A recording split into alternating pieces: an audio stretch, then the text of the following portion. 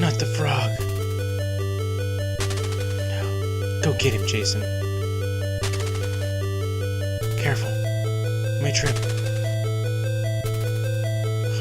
Sophia. Thankfully the suit's just your size. Hello, everybody, and welcome to some Last Boss Gaming. We are going to get started here with some amazing retro games. We're going to be blasting off with Blaster Master. This is one of my favorite games of all time. I've been wanting to do this on the channel for forever. It's a great game, and we're going to get into the best of it here. So for those of you who are not familiar, at Last Boss Gaming, we play lots of different games. Right now, I am kind of recording some solo. Crosstix is trying to finish up a novel. Yes, definitely check that out, because hopefully that'll be out sometime soon. And also, Crosstix has kind of had a crazy week, so I'm filling in and just doing some of my favorite games of all time. So I've got Blaster Master here. I wrote about Blaster Master on our blog. Little plug. Ding, ding. Plug for the blog. You can check it out at lastbossgaming.com. And that was our blog. I wrote about it last year and did a review. I believe I did a review. I know I included it in my 2017 games that I was hoping to play. So here I am. I'm going to beat it for the first time, really. Well, there we go. Crouch, crouch, crouch. Oh, yeah. Crawling. It's crawling. Yeah, inch it. Oh, army crawl. So a little bit about Blaster Master here as we get in. This game is incredible. It's got two different kind of views. You have your truck. You can also get in the truck and out of the truck. And here you have the little person. You'll notice on the left-hand side here we have the gun and the POW. The POW is your power. The gun is your gun. Wow, isn't that an incredible little piece you have there?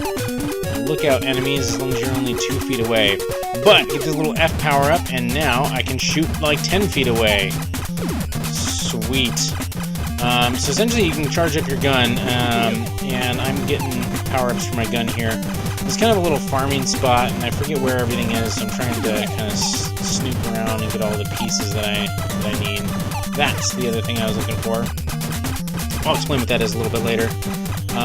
So this is half the game. You have the search Zelda dungeon styles with your little character here. I believe his name is Jason. So Jason's searching this whole underworld, whatever, for his frog. Let's rescue Fred the frog. Because why not? NES stories. Don't think it too much. Don't overthink it, guys. Don't overthink it. It's NES. The fact that they had a cutscene beforehand is incredible. So I love this game. This game has some great gameplay. It's got some RPG elements, hence the powering up your weapon here. Now you can see it is, in fact, shooting diagonal, or not diagonal, kind of in loops, loop-de-loos. So we've got that piece of it. Then there's also the tank piece. I believe the name of the tank is Sophia. So you get into Sophia and explore the world outside, and the world outside is a lot like Metroid. You go tons of different places. You find these little huts like this one and search inside to see if you can find the boss and get the new item to get your next spot. That kind of pieces, I mean, each boss gives you a power-up, which reminds you of Mega Man. I mean, so they combine so many different games in this that just makes it great. Nice dodge. Nice dodge, TV. So, and if you're wondering, commenting here, I played this before, and I've recorded it, and I'm now doing the voiceover, or casting it. The reason I'm doing that is because when I was doing Mega Maker with trying to record voice at the same time, it was not clear and loud enough. You could not hear me at all. So, figure this way we can actually be able to hear me, and I don't have to worry about trying to play and cast at the same time. It is challenging. Props to those who do it. Props to those who do it. One of my favorites is is Husky, StarCraft, and a new guy, well, not new anymore, Loco. Loco does a great job with StarCraft. I can't believe how well he talks through a game while he's playing. Alright, so this is the fully charged gun. Pow. Pow, look at that. Just unloading. So basically this gun takes out everything. The tough thing is if you get hit once, you lose the gun. The gun goes down, and it gets weaker and weaker and weaker as you get hit. So, I'm trying to dodge that big guy. So here we go, we're back in our tank. Tank's shooting little pea shooter too. So, in the first couple levels, I know where to go. I played the first several of these levels over and over and over again. So I know exactly where to go. So you're not gonna see me exploring as much because, yeah, as a kid, this is usually all I had time for. The game's a long game, and back in the NES days, it wasn't, hey, let me do a save for it. It was, hey, beat the whole game in one sitting. You cannot save it at all. That's tough. That is tough, and that's why this game is one that I've never beaten before. So I'm going to be going for it today. And hopefully posting the results on our channel. So the first boss fight is going to be down in here. Get to get out of my tank and float swim. Thankfully it works underwater. This hidden little hut over here to the side is the one. Now I could have picked up some weapons in here, but it makes it a whole lot harder. So I like that one hut. I figured out how to farm it really well. We're going to be going back there a couple different times throughout the course of this playthrough. So a lot of these, when you enter in a room, a lot of times they have an enemy coming right at you, which sucks.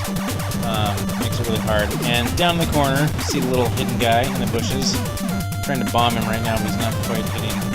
And he keeps, like, disappearing. There we go. Pop. Pop. So, as you can see, there's another gun power-up up there. I'm definitely saving that for later, just in case. I hope I don't have to use it. I'm going really slow here because I do not want to get hit. Because you get hit, and it sucks. Because you gotta go back. You gotta go back and farm again, or hopefully you don't get hit too much. It's to the point where you might as well reset if you get hit too much. So here we go. Pop. The spikes down there, yes, hurt you like all spikes. They are the bane of the existence for every video game character of all time. Spikes. Thank goodness we don't have them in real life. Everyone will be dying left and right to spikes. Just instant spike death. I mean, why didn't you just put those on buildings? So this part kind of sucks, because these guys take a hell of a lot of hits. As you can tell, your weapon doesn't like hit things necessarily straight ahead. It gets pretty obnoxious. I'm trying to run away because this guy is not dying. Die please. Okay, one more to beat. Where is he? Pop. Ah. All right. Go back. Going back.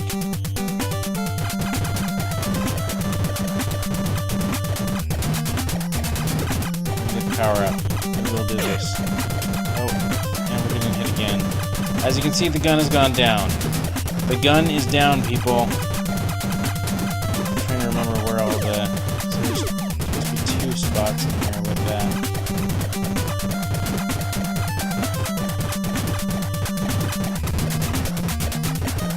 Do it. You can do it. Come on, TV. Clear it all out.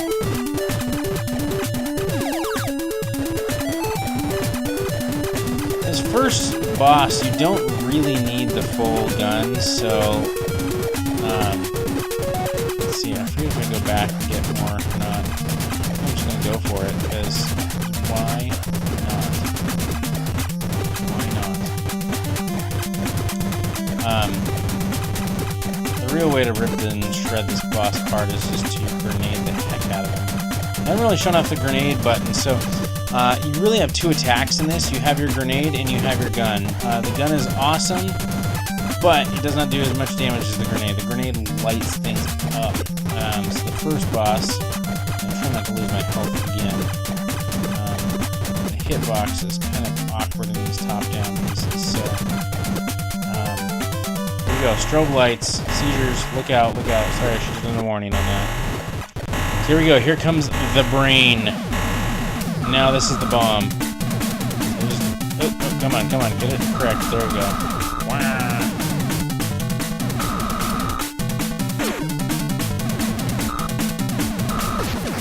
And there we go. See, the bomb just lights it up. Bomb will take down enemies really, really fast. I mean, it'll one-shot stuff. It just does so much more damage than anything else.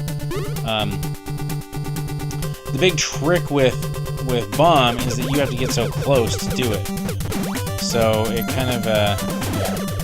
And as you can see, let me show off that new fantastic gun. Pow, pow, pow. Now I can light things up with my big, amazing cannon here. It's no longer a little pea shooter. We are blasting things like a blaster master. Yeah, that's all I got. Jellyfish, or are those Metroids? Maybe they're Metroids. Inspired by. So yeah, so Blaster Master, I now have to go search for the next level. You know, where do you go? I don't know. You gotta explore, check things out, find out where you can go and what's out there. So as a kid, I mean, this was great because you would just get lost, go explore stuff. The levels aren't huge, but they're definitely unique enough that that it takes a while to check them out and figure out where everything is. Level design, yes, I'm going to refill it here. Grinding, people. We're going to grind. RPG elements. So, I mean, the level design is great. And the reason the level design is great is because they've added in things that catch your attention. You go, whoa, whoa, whoa, that's different. When you get a Metroid Zelda-like game that you have to explore and find different things, it's obnoxious when you can't remember anything, you know, like where something is, because everything looks freaking the same. I mean, try going through some woods or whatever where every turn is the same, or it's, you know, constantly the same crap. When that happens, you get lost and you get frustrated, and it's just dumb. And so Blaster Master here has done a great job of, in fact, adding little nuances to help you figure out your way. So they have the little huts, they're kind of like landmarkers. They also have things like those little guys up there. And look at this, this is a different area. So when you come in here to begin with, you're like, hey, what the heck is that? And that's how you beat him, and then the gate goes up.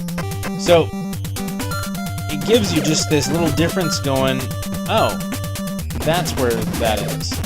And here's a little gate to the next level. Area 2. And look at that, a completely new looking area. This is just something that, like, level design really misses out a lot lately. You know, Crostix and I were playing some older shooters. They were really challenging to figure out where the heck you were going, because you get in a hallway and the 3D graphics would all look the same. I don't know how I didn't get hit there. How in the world? So this level definitely has some things that look the same here. But each room, like when you go into a new room, it's going to look a little different. And if you watch... Did I kill that, or did that waste me? I think it wasted me. So, you know, you climb these different ladders, you try to find where you're going. Oh, I hate these guys. These little worm things are obnoxious because you can't hit them when you're... See, I just have to go because it's going to just ravage me.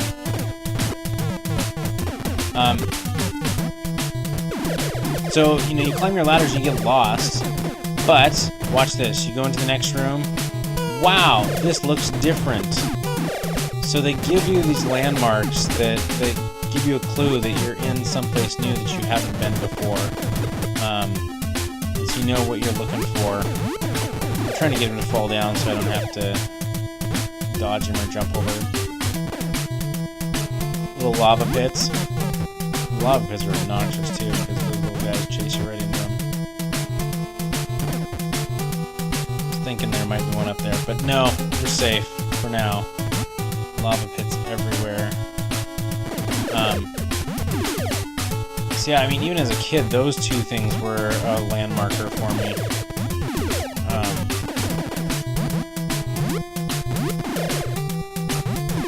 Dodge.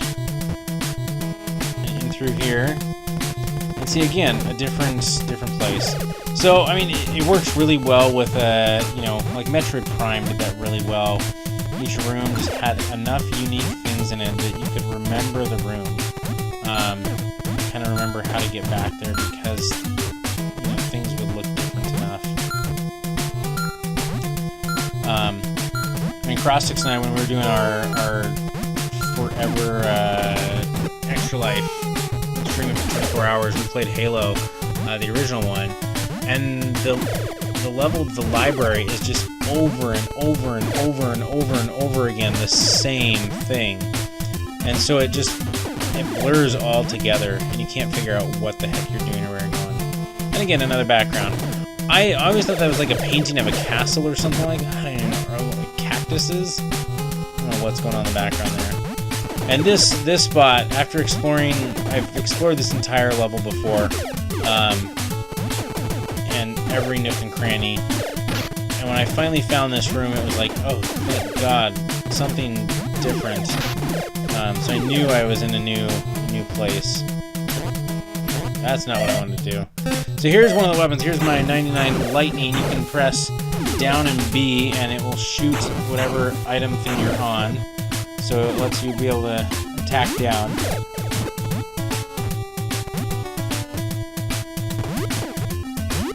I know for many other people it looks like I know exactly where to go, but again, it's because I've played these first like 4 levels time and time again. So here we are at the next hut thing that I have to try to defeat. This one is crazy hard because there's tons of RNG.